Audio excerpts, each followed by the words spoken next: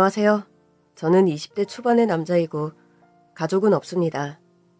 저는 5살 무렵 고아원에 맡겨졌고 그 이후 쭉 고아원에서 자랐습니다. 고아원에서 나온 뒤로는 경기도 인근의 공장에 취직해서 공장 산하의 숙소에서 생활하고 있죠. 재민아, 넌 이번 주말에 뭐해?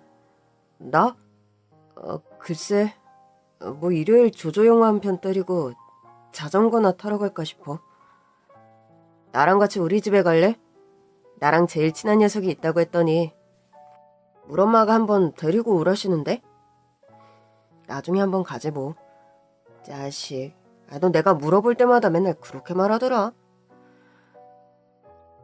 저와 숙소에서 같은 방을 쓰는 동료는 저를 나름 배려해서 주말이 다가올 때마다 그런 제의를 자주 하는 편입니다. 그렇다고 해서 덥석 동료의 집에 따라가는 것도 잘 내키지가 않아서 매번 거절하는 저이죠. 저도 사실 주말이 되면 외롭고 심심한 게 사실입니다. 제가 여자친구가 있는 것도 아니고 다른 동료들처럼 주말이면 찾아갈 가족이 있는 것도 아니라서 뭔가 좀 주말만 되면 낙동강 오리알 같은 신세가 되는 느낌이랄까요?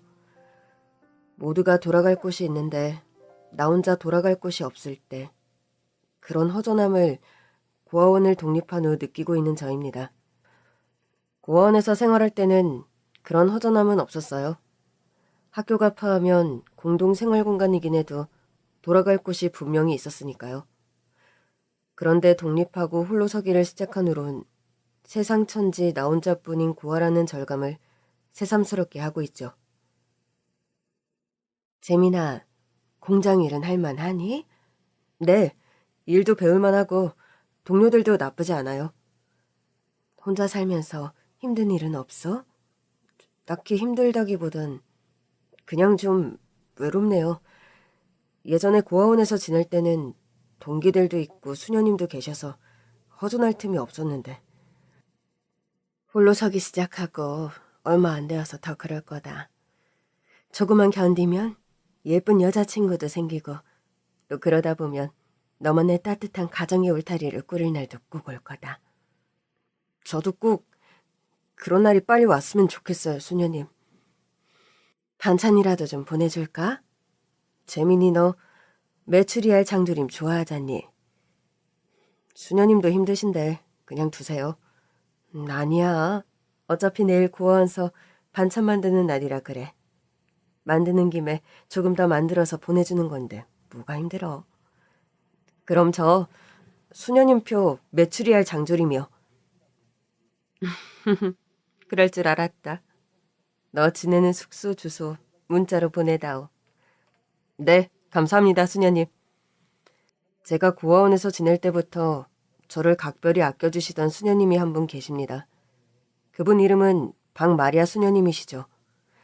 제가 어린 시절부터 말썽을 피우거나 잘못을 했을 때도 따끔하게 야단치시면서도 애정으로 저를 감싸주시던 저에게는 엄마 같고 누나 같은 그런 수녀님입니다. 홀로 서기를 시작한 후로 가끔 누군가와 통화하고 싶거나 허전할 때 저는 수녀님께 이렇게 가끔 전화를 드리곤 해요. 그럴 때마다 따뜻한 충고와 위로를 건네주시는 수녀님입니다. 사실 고아원에서 지낼 때는 딱히 가족의 품이 그립다는 생각을 많이 하지는 못했습니다. 비슷한 처지의 아이들과 부대끼며 지내다 보니까 딱히 저만의 결핍이라는 자각을 잘 하지 못했던 것 같아요. 그런데 고아원에서 독립하고 공장에 취직해서 나름 사회생활을 하다 보니까 가족이 없다는 저만의 특수한 결핍을 새삼 실감하게 되었달까요? 주말마다 혹은 공휴일마다 또 명절마다 숙소에 홀로 덩그러니 남겨지는 저 자신이 서글프게 느껴지더군요. 회사 일이 없는 날 신나게 돌아갈 가족이라는 품이 있다면 얼마나 좋을까. 항상 그런 생각을 하게 되고 마는 저입니다. 사실 저는 처음부터 천의 고아는 아니었어요. 5살 때 고아원에 맡겨졌는데 그전까지는 엄마 아빠의 사랑을 듬뿍 받으며 살았습니다. 제가 어느 날 갑자기 고아가 된 건 저희 가족을 덮친 비운의 교통사고 때문이었습니다. 아주 더운 여름날이었고 엄마 아빠는 급작스런 당일치기 여행을 계획하셨던 기억이 납니다. 여보, 날씨가 더워도 너무 덥다. 올여름 날씨가 왜 이렇게 무덥지? 하루 종일 날씨가 사우나야. 우리 이번 여름 휴가 괜히 안 가기로 했나? 가까운 데라도 다녀올 걸 그랬어. 당신 이렇게 힘들 줄 모르고. 뭐 휴가 떠나면 안 더워? 사람에 치이고 차에 치여서 더 덥지 뭐. 우리 재민이 이마에도 땀이 송글송글 맺혔네. 하필 이렇게 더운 날 에어컨까지 고장나서 우리 아들이랑 와이프를 고생시키네 그래. 팥빙수라도 먹으러 다녀올까? 여보, 우리 그러지 말고 당일치기로라도 어디 시원한 데 가서 바람이라도 쐬고 올까? 당일치기로? 어디?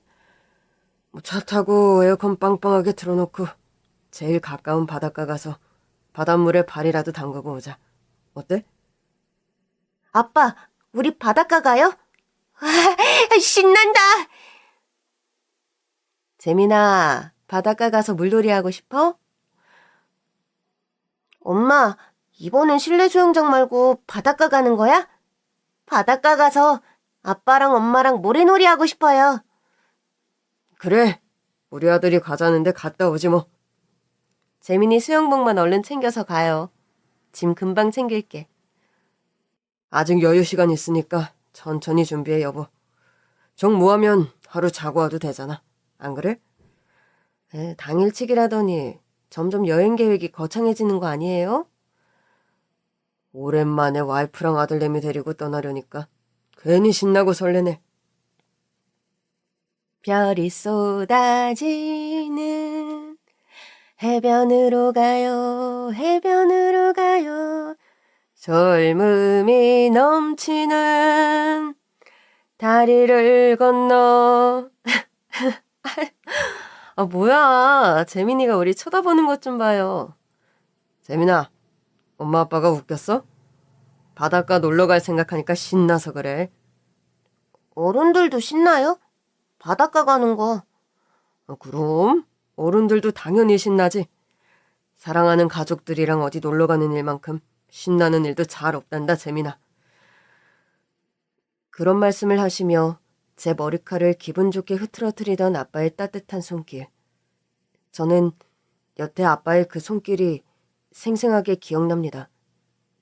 제가요, 좀 쓸데없을 정도로 기억력이 좋은 편입니다. 때로 그 좋은 기억력이 소중한 추억을 되새기는 데 도움이 되기도 하고, 또 반대로 지금은 제 곁에 안 계신 부모님에 대한 그리움을 더 후벼 파는 요인으로 작용하기도 하죠. 호사다마라는 말이 딱 들어맞는 건진 모르겠지만 그 계획에 없던 무더운 여름날의 갑작스런 가족여행에 엄마 아빠는 많이 들뜨셨던 것 같아요. 어린 저 역시 부모님의 그런 설레임에 덩달아 신이 나서 고속도로를 달리는 차 안에서 엉덩이를 들썩거렸던 기억이 납니다. 여보, 아침 먹는 둥 마는 둥 했는데 삶은 달걀 하나 까줄까요? 좋지. 하나 까줘봐. 여기 있어요. 소금은 대충 발라놨는데 어떨지 모르겠네. 여보, 나 사이다도 좀 주라. 달걀만 먹으려니까 너무 목이 마르네. 여기 사이다. 빨대는 없어. 까놨으니까 그냥 마셔요. 엄마의 그 마지막 말에 이어 제 기억 속에 남아있는 것은 엄청난 강도의 충격이 우리 가족이 타고 있던 차를 덮쳤단 것입니다. 쾅 하는 굉음과 함께 이제껏 한 번도 느껴보지 못했던 강한 충격이 우리 차를 강타하는 느낌과 함께 엄마의 비명소리 그리고 필사적으로 저를 끌어안던 엄마의 두 팔이 생생하게 기억이 날 뿐이죠. 엄마, 숨 막혀요. 숨 막혀. 엄마는 엄청 강한 악력으로 저를 꽉 끌어안으셨어요. 어찌나 세게 저를 끌어안으셨던지 숨을 제대로 쉴 수 없을 정도였습니다. 엄마는 어린 저를 다치지 않게 하려고 필사적으로 온몸으로 교통사고의 충격을 대신 막아내셨다는 것을 저는 후에 알게 됐죠. 지금 아이 아빠는 뇌사상태 판정 났고 아이 엄마도 위독한데 예후가 좋진 않아.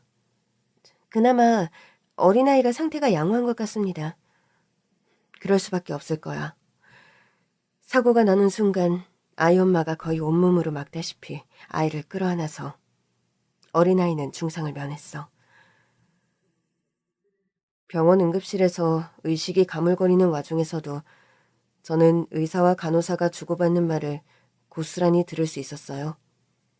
어린 마음에도 엄마가 나 때문에 많이 다치셨구나. 아빠는 상태가 아주 위독하시구나. 그런 사실을 알 수 있었죠. 제가 병원에서 퇴원할 때 제 곁에 엄마 아빠는 계시지 않으셨습니다. 두 분 다 교통사고로 중상을 입으셨고 병원에서 명을 달리하셨기 때문이죠.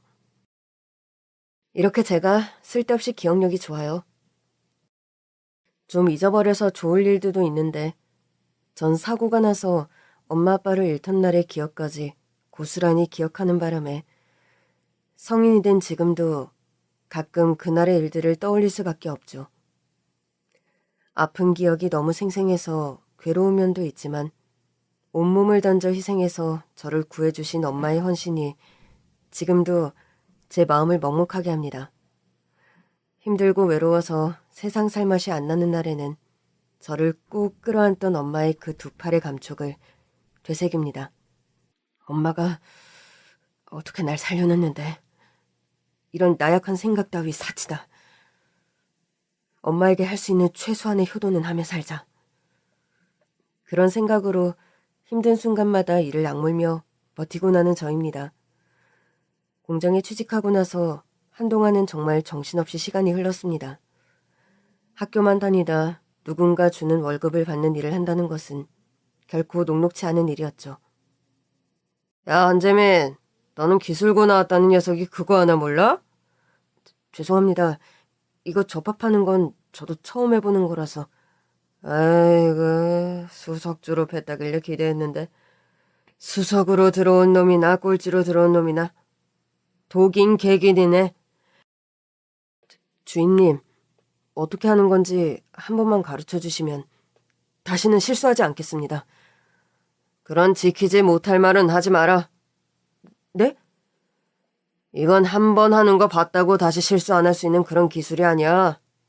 학교 다닐 때 아무리 난다 긴다 해봐야 실무 들어오면 현장 짬바 못 따라온다는 소리가 그래서 나오는 거고. 죄송합니다. 제가 너무 거만한 소리를 했네요. 못 모르고. 아니야. 나도 짜증내서 미안하다. 나 역시 올챙이적 생각 못하고 말이야. 자, 이건 어떻게 하는 거냐면 공장 일은 하나에서 10개까지 배워야 할 일 투성이었죠. 하루도 긴장하지 않는 날 없이 일에 매여 지내다 보니 퇴근해서 숙소로 돌아오면 샤워하고 골아떨어지기 일쑤였습니다. 그렇게 정신없이 수습기간이 지나던 어느 날 대망의 첫 월급날이 다가왔습니다. 재민아, 넌 첫 월급 받으면 뭐 할 거냐? 글쎄, 아직 딱히 생각 안 해봤는데. 난 솔직히 이것저것 사고 싶은 거 되게 많았거든? 휴대폰도 바꾸고 싶고 시계도 새로 하나 사고 싶었는데 아마 다 물 건너 갈 듯. 뭔가 실망스럽다는 어투로 말하는 동료였죠. 그게 무슨 말이야? 시계든 휴대폰이든 제일 바꾸고 싶은 거 골라서 바꾸면 되지. 우리 월급이 많은 건 아니지만 그거 못할 정도로 쥐꼬리는 아니잖아. 월급이 쥐꼬리여서가 아니라 여기저기 선물할 사람이 너무 많아서 말이야. 그리고 일단 첫 월급은 부모님 고스란히 드리는 거라고 말들이 많아서 일단 그럴까 생각 중이기도 하고. 그렇지. 첫 월급은 부모님 드리는 거라더라.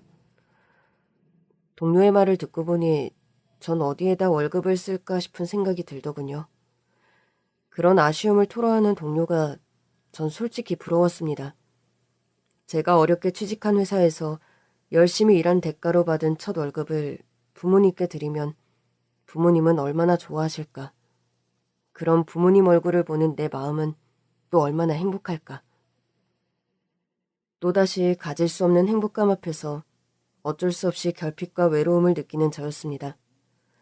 첫 월급을 받은 날 저는 혼자서 부모님이 모셔진 납골당을 찾아갔습니다. 납골당에 가기 전에는 속옷 가게에 들러서 남자 내복 한 벌과 여자 내복 한 벌도 샀죠. 그렇게 선물을 챙겨 들고 엄마 아빠를 보러 갔어요. 납골당한 박스 안 빛바랜 사진 속에서 엄마 아빠는 아주 환하게 웃고 계셨습니다.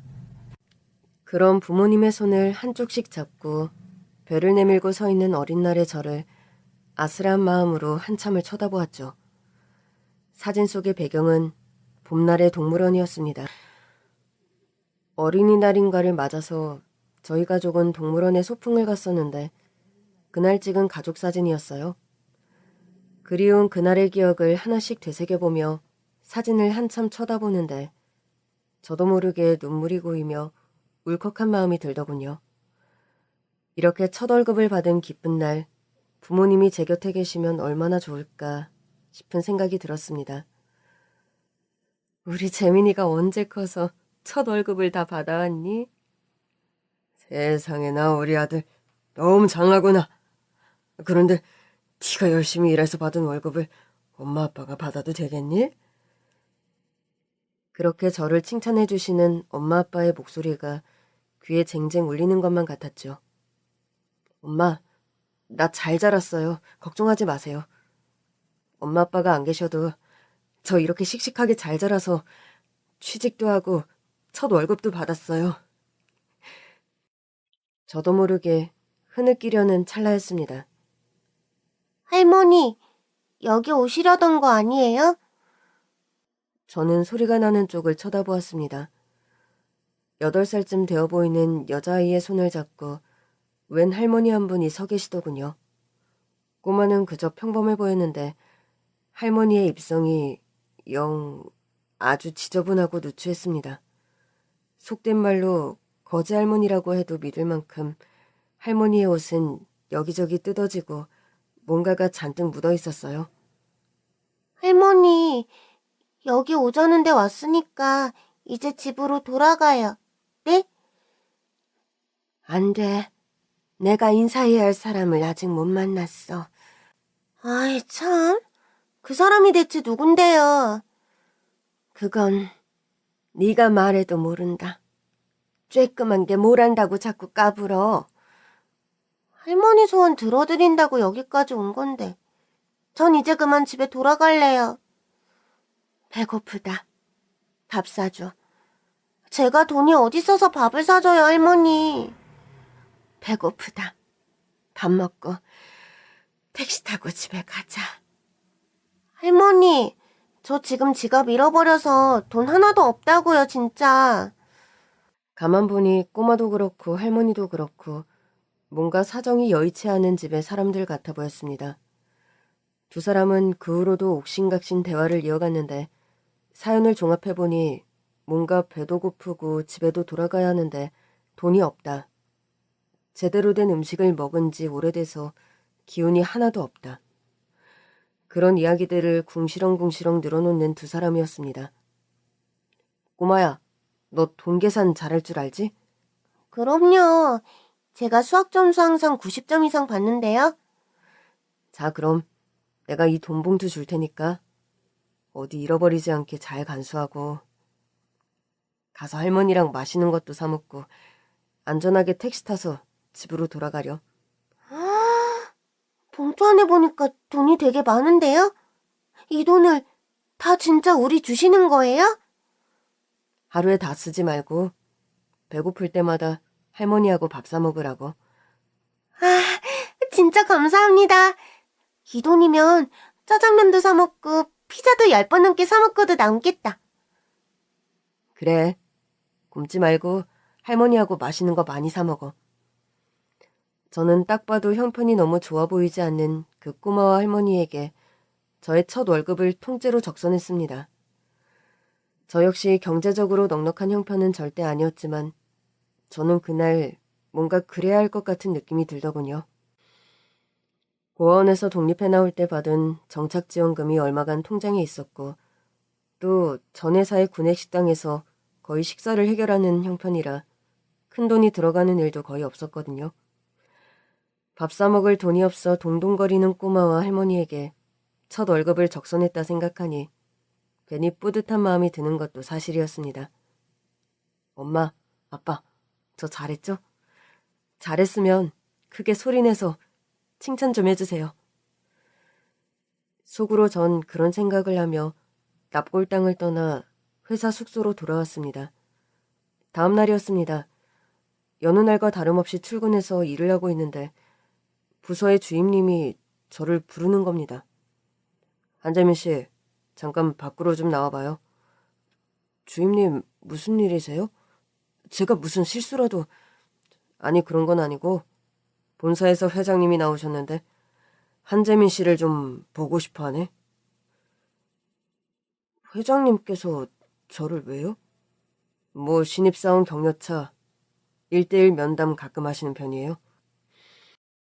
그런 이유일 수도 있고 가보면 알겠지. 전 주임님을 따라서 생전 처음 사내의 화장실로 따라갔습니다. 주임님께서 노크를 몇 번 하자 안에서 들어오라는 소리가 들리더군요. 주임님은 화장실로 저를 인계한 뒤 떠나셨고 전 회장님과 독대하게 되었습니다. 그쪽이 한재민 씨 맞아요? 예, 제가 한재민이 맞습니다만 어제 납골당에서 여자아이와 할머니에게 월급 봉투 건넨 그 한재민이 맞죠? 네, 그런데 회장님께서 그걸 어떻게 아십니까? 세상에, 언제 이렇게 훤칠하고 건장한 청년이 되었나요? 너무 늦었지만 지금 이렇게라도 청년을 만나게 되어서 너무 다행입니다. 그렇게 말하더니 회장님은 갑자기 날 껴안고 대성통곡하기 시작하는 겁니다. 저는 도무지 영문을 알 수 없어서 그런 회장님을 좀 떼어내고 물었죠. 회장님, 왜 갑자기 저를 보고 그렇게 우시는 겁니까? 미안해요. 내가 정말 미안합니다. 아니, 회장님께서 제게 왜 미안하신데요? 자초지종 설명 없이 내가 감정이 북받쳐서 그만. 당황했죠? 일단 저기 가서 소파에 좀 앉아요. 긴 얘기를 해야 할 것 같은데 서서 이야기하는 건 무리일 것 같군요. 전 회장님을 따라가서 회장실 내 소파에 마주 앉았습니다. 재민군의 존재를 알게 된 건 어제 외출해서 돌아온 저희 어머니와 딸을 통해서였어요. 어제 납골당에 오셨던 할머니와 꼬마 말인가요? 맞아요. 저희 어머니가 1년 전부터 치매 투병 중이신데 어제도 갑자기 손녀딸만 데리고 집을 나가는 바람에 전 그런 줄은 모르고 입성이나 그런 것 때문에 형편이 어려운 할머니신 줄 알았습니다. 아마 그렇게 오해했을 거예요. 저희 어머니께서 요즘 상태가 많이 악화돼서 상황을 잘 기억도 못하고 어린아이처럼 흑장난하며 놀거나 음식을 엎지를 때도 많아 옷을 잘 더럽히시니까요. 죄송합니다. 회장님 어머님이신 것도 모르고 제가 실례를... 아니에요. 그런 말 듣자고 부른 것도 아니고 우리 딸 얘기를 듣고 보니 재민군 덕분에 딸과 어머니가 택시를 타서 집에까지 무리 없이 올 수 있었어요. 어제는 집에서 일하는 기사님께서도 어머니와 딸 잃어버리는 바람에 집에 한바탕 난리가 났었거든요. 그래도 집에 무사히 들어가셨다니 다행이네요. 내가 재민군 앞에서 자꾸 사정만 늘어놓고 있군요. 정말 하고 싶은 얘기는 이게 아닌데. 그렇게 말하더니 갑자기 제 앞에 무릎을 털썩 꿇는 회장님이었습니다. 아니지, 회장님, 갑자기 왜 이러세요? 저는 너무 당황스러워 자리에서 벌떡 일어나고 말았습니다. 회장님은 그런 저의 바짓가랑이를 잡으며 다시 자리에 앉히며 말을 이어가더군요. 재민관, 16년 전에 그 교통사고 기억하나요? 교통사고라면 저희 부모님께서 돌아가신 그날의 교통사고를 말씀하시는 거예요? 네, 맞아요. 그날 재민군 아버지는 크게 중상을 입어서 뇌사 상태에 빠지셨고 그분의 심장을 이식받아 목숨을 구하게 된 게 바로 나입니다. 아빠가 장기기증 서약을 해두셔서 심장 기증하고 명을 달리하셨다는 건 후에 들어서 알았지만 그 대상자가 회장님이라는 건 저는 여태 모르고 살았습니다. 전 갑작스런 회장님의 고백에 너무 깜짝 놀란 게 사실이었습니다. 아빠가 장기기증을 하고 떠나셨다는 건 그 당시 병원에서 태어나며 사람들에게 들어서 알고 있었지만 아빠의 심장을 이식받은 사람을 이렇게 면전에 대고 만나게 될 줄은 꿈에도 생각 못하던 일이니까요. 난 이식 수술을 받기 전까지만 해도 거의 죽은 목숨이었어요. 건강이 너무 최악으로 치달아 이제 살 날이 거의 남지 않았다. 자포자기하고 있었는데. 전 그날의 사고로 부모님을 잃게 되어 비극이었지만 저희 부모님께서 그렇게 된 게 회장님 탓도 아닌데 너무 마음 아파하지 않으셔도 됩니다. 재민군 아버지 덕에 저는 죽을 뻔하다 살아났어요. 그 당시 이식 수술 받고 돌아가신 기증자의 아들이 있고 그 아들은 고아가 되는 바람에 고아원에 맡겨졌다는 소식은 들었지만 내 선에서 도와줄 수 있는 게 아무것도 없었어요. 괜찮습니다. 고아원에 맡겨지긴 했어도 전 나름 그곳에서 잘 컸어요. 재민군을 보니 잘 큰 게 맞긴 한 것 같군요. 우리 공장에 입사 서류를 훑어봤는데 학교 성적도 좋고 이곳에 들어올 때 입사 성적도 거의 탑이던데 그건 그냥 운이 좋아 그런 겁니다. 난 재민군 아버지 덕분에 덤으로 지금까지 인생을 살고 있어요. 재민군 개인에겐 엄청나게 슬픈 개인사인데 이렇게 부모 잃은 대가로 나란 사람은 덤의 인생을 살고 있으니 난 언제나 얼굴 한번 보지 않은 재민군에게 마음의 짐이 상당했어요. 그렇게 생각 안 하셨으면 좋겠습니다. 장기기증은 생전 저희 아빠 뜻이었고 그 유지에 따라 회장님처럼 아픈 분이 새 생명을 얻어 지금껏 잘 살아오셨으면 그건 역시 뜻깊은 일이라 생각 들어요. 지금은 세상에 없는 그리운 아빠의 심장이 회장님의 심장으로 기능하고 있다는 것이 문득 먹먹하고 뭉클하게 느껴지는 게 사실이었죠. 뜻깊은 일이죠. 제 입장에서 너무나 감사한 일이고 그간 재민군을 찾아 도와주고 싶었는데 제가 수술받고 나서는 저 역시 가진 게 아무것도 없는 무일 뿐이라 재민군을 도울 방법이 없어 너무 미안했어요. 회장님께서는 이식 수술을 받을 당시 건강도 좋지 않았지만 사업에 실패해서 거의 파산 상태였다고 합니다.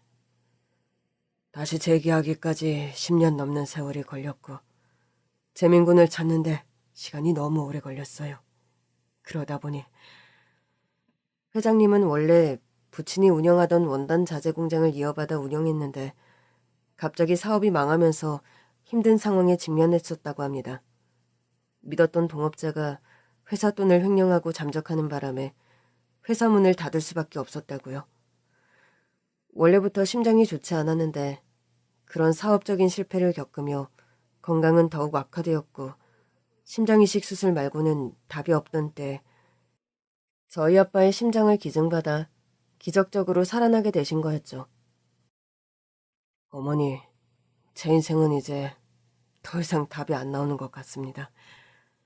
유한아, 제발 그런 소리 좀 하지 말거라. 응? 아버지께서 평생을 일구신 공장을 말아먹은 것도 너무 송구한데 제 건강 역시 이제는 바닥이에요. 그저 어머니께 너무 죄송할 따름입니다. 너 아직 안 죽었어, 유한아. 내일이라도 기증자가 나타나면 넌 목숨을 구할 수 있다고 의사 선생님께서 말씀하셨어. 그러니까 희망을... 어머니, 솔직히 저 하루하루 버텨내는 게 너무 힘들고 넌덜머리 나요. 일도 실패, 건강도 실패. 다시 딛고 일어선다는 게 이제 불가능이란 생각이 들어요. 예미를 봐서라도 그런 소리 제발 하지 말거라. 마지막까지 희망을 놓지 말자, 아들아. 제발. 박유한 씨 건강 상태 어떠세요? 아니, 선생님께서 갑자기 어쩐 일이세요? 뇌사 상태인 환자 한 명이 있는데 심장 기증자로 판명났습니다. 박유한 씨에게 기증할 적합한 환자분으로 판명이 났고 당장 응급수술 들어가야 하니 준비하세요. 아이고, 하느님 감사합니다. 선생님, 그럼 우리 아들 목숨 건지는 건가요? 일단 수술 결과와 경과 등을 종합적으로 고려해봐야겠지만 일단 그렇다고 봐야겠죠? 그것 보렴, 유하나. 엄마가 절대로 희망을 놓지 말자고 했잖니. 하늘이 주신 기회다. 수술 받고 건강 회복하고 사업은 하나씩 다시 시작하면 된다. 건강만 회복하면 넌 뭐든지 다시 시작할 수 있어. 어머니 죄송해요. 못난 아들이라 너무 죄송합니다. 아니야. 이제 아무 생각 말고 수술 잘 받고 건강 회복할 생각부터 하자. 거의 목숨을 잃을 뻔한 위기에서 기적적으로 수술을 받고 건강을 회복한 회장님이었다고 합니다. 회장님, 그런데 제가 회장님께 심장을 기증한 사람의 아들이라는 거, 그걸 할머니께서 어떻게 아신 건가요? 듣기론 할머니께서 치매를 하셨고 또 어린 저를 본 적도 없으실 텐데요.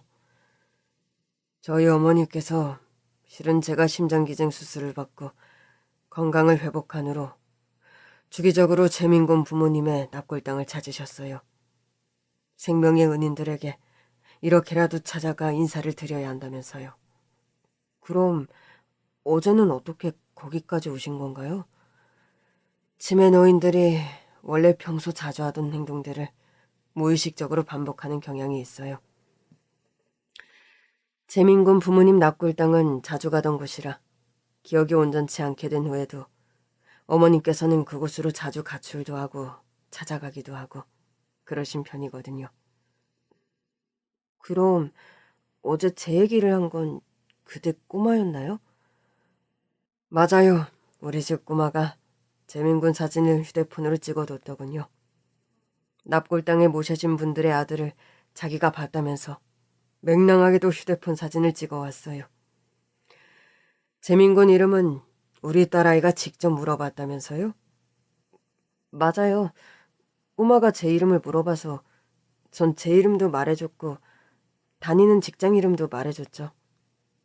우리 딸아이도 평소에 하도 그쪽 이름을 많이 듣고 고마운 사연을 다 알고 있어서 아마도 꼬치꼬치 캐물었을 겁니다. 예상하지 못했던 회장님과의 만남 이후 제 인생에는 많은 변화가 일어났습니다. 일단 저는 공장 일을 그만두고 다시 대학 입시 준비를 하게 되었어요. 대학에 가지 않고 빠른 독립을 위해 공장에 취직했던 저의 사정을 알게 된 회장님께서 다시 대학에 가고 싶은 생각이 없냐고 물어오셨거든요. 보니까 학과 성적도 우수했던데 더 늦기 전에 입시 준비하는 게 어때요? 일단 공장에 다니면서 학자금이나 생활비를 좀 모은 다음 대학은 천천히 가려고 하고 있었어요. 공부는 다 때가 있는 것인데 더는 늦추지 말아요. 그리고 늦은 감이 있지만 이제껏 갚지 못한 은혜를 제 입장에선 앞으로 천천히 갚아나가며 살고 싶어요. 재민군에게. 그렇게 말씀하시면서 제가 서울에서 따로 지낼 조그만 아파트를 마련해 주시고 또 학비와 생활비까지 전폭적으로 지원해 주시는 회장님이었습니다. 회장님, 저 혼자 살기에 너무 넓고 좋은 집을 마련해 주셨어요. 감사합니다. 진즉에 재민군을 찾아 도왔어야 했는데 그간 사정이 여의치 않아 내가 미안해요. 공부는 할만해요? 네, 덕분에요. 학원뿐 아니라 과외 선생님까지 구해주셔서 저 솔직히 요즘 부족함 없이 공부하고 있습니다. 학교 다닐 때 공부도 제법 잘했던데 하고 싶은 일이 있어요? 나중에 대학 졸업하면? 저희 아빠가 사실 살아생전 은행원이셨어요. 어려서 장래희망 물으면 전 아빠 따라서 은행에 다닐 거라 말을 했었는데 국제적인 금융맨이 제 최종 꿈이기는 해요. 그렇군요. 재민군이 꿈을 이룰 때까지 난 아낌없는 지원을 할 거니까 공부하다 필요한 거 있으면 언제든 말해요. 그리고 이 카드 필요한 거 있으면 언제든 사서 쓰고. 이렇게 카드까지 안 주셔도 돼요, 회장님. 다달이 주시는 생활비만으로도 저는 너무 풍족하게 생활하고 있습니다. 그래도 사람이 살다 보면 생활비 외에 지출을 하게 되어 있는 거니까. 그럴 때마다 딱히 내게 부탁할 스타일도 아닌 것 같고요. 회장님께서 저희 아버지께 고마운 마음 가지시는 건 알겠지만 너무 과분하게 호의를 베풀어 주시는 것 같아요. 재민군 입장에선 어떨진 모르지만 내 입장에선 하나도 과분한 게 아니에요. 난 재민군 아버지가 아니었다면 지금 이 세상 사람이 아니에요. 재민군 아버지 덕분에 덤으로 난 살아가는 거고 재민군은 이제 내 아들이나 다름없어요. 회장님의 전폭적인 지원으로 전 무리 없이 수험 생활에 매진할 수 있었습니다. 회장님 가족은 물질적으로 저를 도와주는 것뿐 아니라 따뜻한 정과 사랑도 나눠주시는 분들이었어요. 회장님은 사업에 재기하느라 일에 몰두하는 바람에 남들보다 늦게 가정을 꾸리셨다고 합니다. 현재 사모님과 결혼해서 슬아의 딸이 한 명 있는데 그 딸이 바로 할머니와 함께 납골당에 찾아왔던 꼬마였던 거죠. 사모님께서는 정기적으로 제가 사는 집에 들러 청소도 해주시고 반찬도 가져다 주십니다. 사모님, 집 청소는 제가 알아서 할 테니 이러지 마세요. 제가 너무 죄송해서 그래요. 청소 같은 건 저희 집 메이드 아주머니가 오셔서 같이 도와주니까 너무 미안하게 생각 안 해도 돼요. 밑반찬 싸운 거 냉장고에 넣어뒀으니 꺼내 먹고요. 감사합니다. 저번에 가져다 주신 반찬들도 맛있게 잘 먹었어요. 공부하는 수험생은 먹는 게 정말 중요해요. 다음 주에 또 반찬 가지고 올 건데 먹고 싶은 거 없어요? 댁에서 가져다 주시는 반찬들 다 맛있어요. 그래도 특별히 먹고 싶은 게 있을 땐 미리 꼭 말해요. 알았죠? 네, 감사합니다, 사모님. 정기적으로 제가 혼자 사는 집에 들러 밑반찬이 떨어지지 않게 채워주시는 사모님이었습니다. 살면서 이렇게 살뜰한 보살핌을 받아본 적이 없던 저는 한동안 그런 생활이 적응이 잘 되지 않을 정도였죠. 집에서 만든 정갈하고 정성이 깃든 반찬을 저는 처음 먹어봤습니다. 특별한 음식이 아니어도 집밥이라는 것이, 집에서 만든 음식이라는 것이 이렇게 맛있는 거구나라는 걸 알게 된 저였죠. 전 회장님의 전폭적인 지원을 받은 입장에서 그분을 실망시키고 싶은 생각이 들지 않. 그래서 수험생활 내내 아주 악착같이 공부했습니다.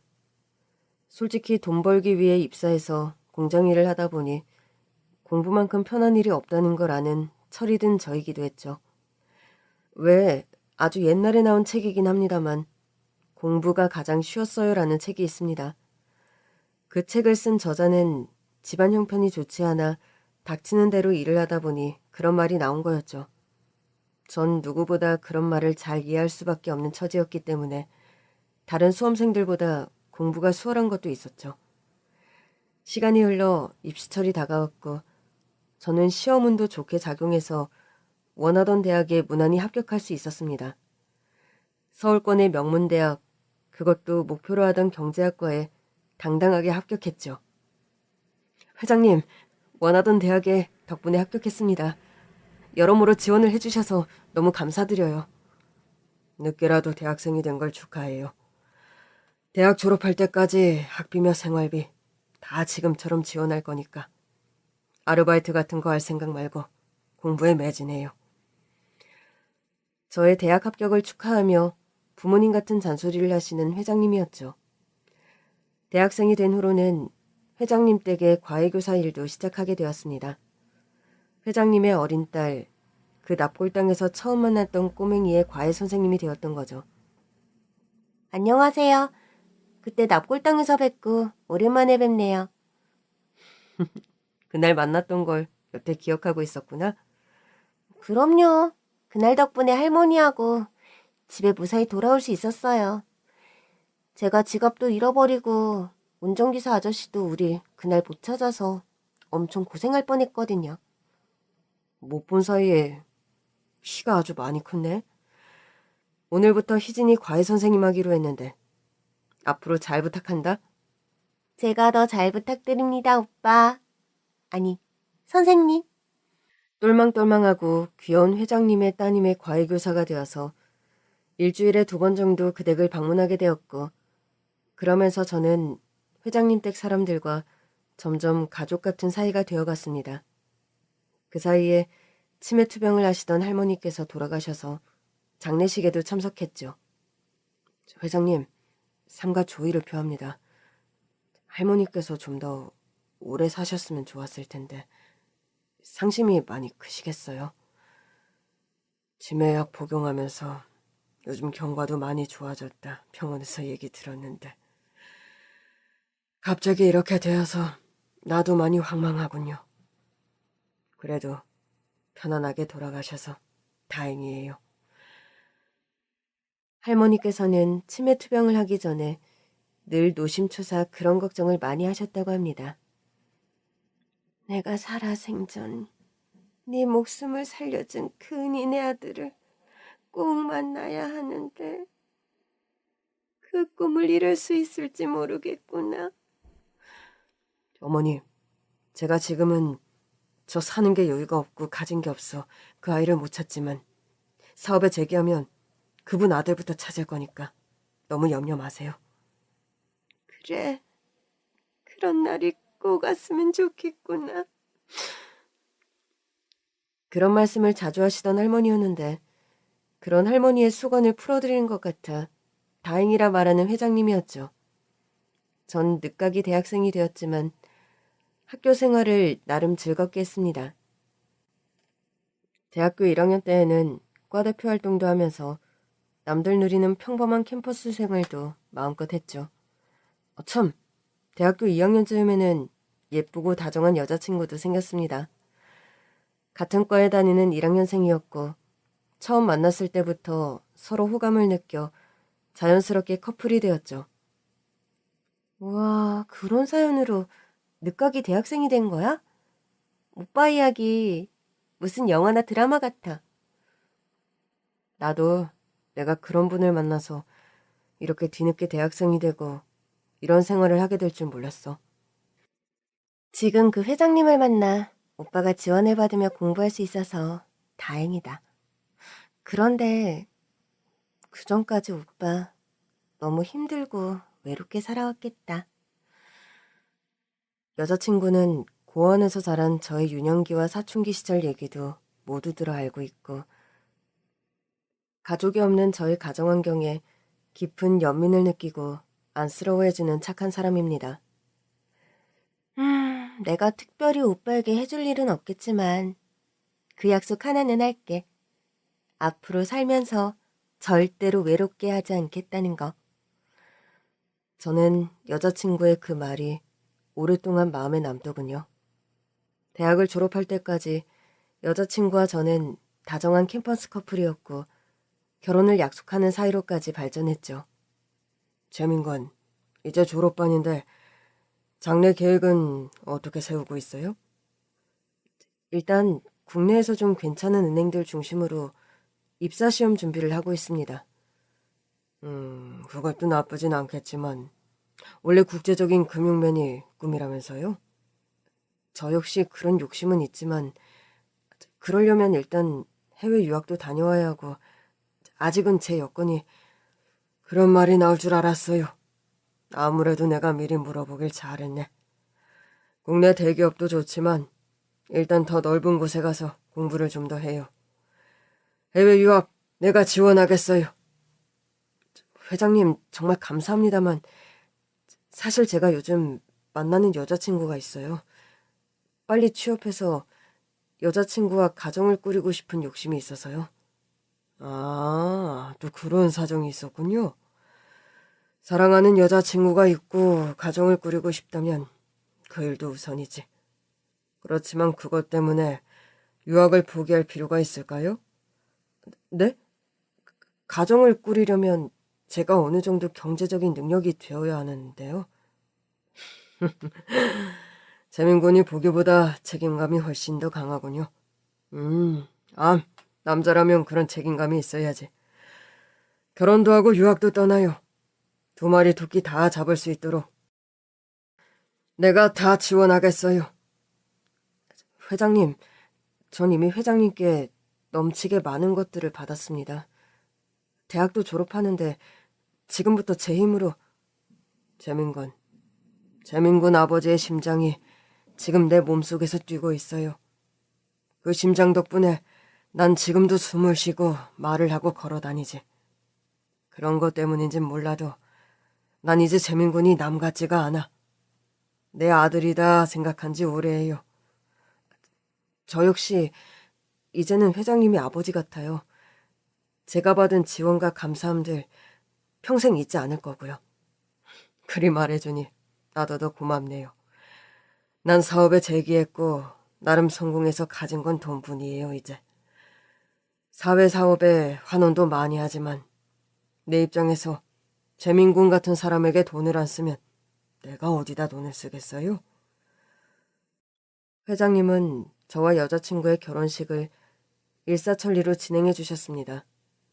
결혼식에 드는 일체의 비용과 해외 유학 자금, 그리고 그곳에서 나와 아내가 생활할 신혼집까지 손수 마련해 주신 회장님이셨죠. 저는 애초에 대학을 졸업하자마자 국내 은행에 취업하겠다는 계획을 적고 그렇게 결혼해서 아내가 된 여자친구와 해외 유학길에 오르게 되었습니다. 타국에서 건강 상하지 않게 잘 챙겨 먹고 공부 잘 마치고 돌아와요. 회장님, 제 남편과 저에게 아낌없는 지원을 해주셔서 너무 감사합니다. 별 말씀을요. 우리 재민군 외롭게 자라온 사람이니 부디 부족한 게 있더라도 너그럽게 이해하고 잘해줘요. 걱정하지 마세요. 저희 싸우지 않고 행복하게 잘 살겠습니다. 회장님 감사합니다. 열심히 공부 잘 마치고 돌아오겠습니다. 저와 아내는 결혼식을 마치고 곧바로 해외 유학길에 올랐습니다. 저는 미국에서 국제적인 금융맨이 되기 위한 엘리트 코스를 차곡차곡 밟았죠. 그곳에서 필요한 공부를 모두 마치고 저는 얼마 전 월가에 알아주는 은행에 취직해서 고액 연봉을 받으며 일하게 되었습니다. 저의 취업 소식을 듣고 가장 기뻐한 것이 회장님이었죠. 회장님, 저 원하던 미국 월가의 유명한 땡땡은행에 들어가게 됐어요. 모두 회장님 덕분입니다. 정말 감사드려요. 국제적인 금융맨이 재민군의 꿈이라 했는데 드디어 그 꿈을 이뤘군요. 정말 축하해요. 내가 이제 세상을 떠나도 재민군 아버지 보기에 염치 없을 일은 면했네. 그것이 회장님과의 마지막 통화가 되었습니다. 그날의 통화가 마지막일 줄 알았더라면 조금 더 안부도 묻고 길게 이야기를 할 걸. 후에 얼마나 많은 후회를 했는지 모릅니다. 그 통화가 있고 며칠 후에 저는 회장님의 부고 소식을 전화로 들었습니다. 재민군, 아무래도 재민군에게 소식을 전해야 할 것 같아서 전화했어요. 박간 양반이 명을 달리했어요. 사실 몇 년 전부터 암투병을 했는데 재민군에겐 절대 비밀로 해달라고 해서 말하지 않았어요. 전 사모님의 전화를 받고 당장 아내와 함께 귀국길에 올랐습니다. 돌아오는 비행기 안에서 저는 흐르는 눈물을 멈출 수가 없더군요. 그런 저를 옆에서 따뜻하게 위로해주는 아내였습니다. 회장님의 장례식을 모두 마치고 저는 또다시 뜻밖의 소식을 접했습니다. 회장님께서는 재산의 상당 부분을 저에게 상속하셨더군요. 사모님, 회장님 유언이 그렇다는 건 알겠지만 이 댁의 재산까지 제가 받는 건 너무 월권인 것 같습니다. 전 이미 차고 넘치게 이 댁에서 지원받았으니 재산 상속은 제가 그냥 정중히 거절하겠습니다. 아니에요. 그리고 재민군이 아무리 그렇게 말한다고 해도 회장님께서 이미 법적인 절차를 다 밟아놓으셔서 의미가 없어요. 사모님, 돌아가신 회장님 유진이 우리 그냥 따르기로 해요. 그 사람 이미 재산의 상당 부분을 사회에 환원하기로 약속도 했어요. 나 역시 그리 돈 욕심은 없는 사람이다 보니 그 사람 유지를 받들고 싶은 마음이고요. 저는 아내와 상의 끝에 회장님께 받은 유산을 제가 자란 고아원에 기부하기로 결정을 내렸습니다.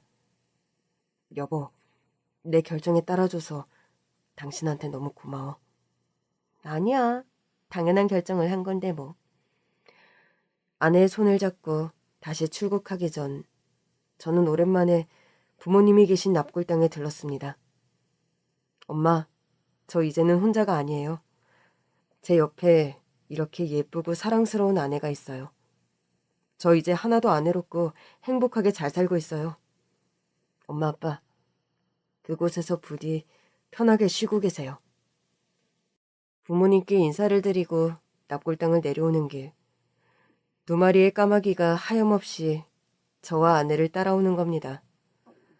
주차장을 벗어날 때까지 저희 부부를 따라오는 까마귀 2마리가 꼭 저희 부모님인 것 같다는 생각이 들었어요. 긴 얘기 들어주셔서 감사합니다.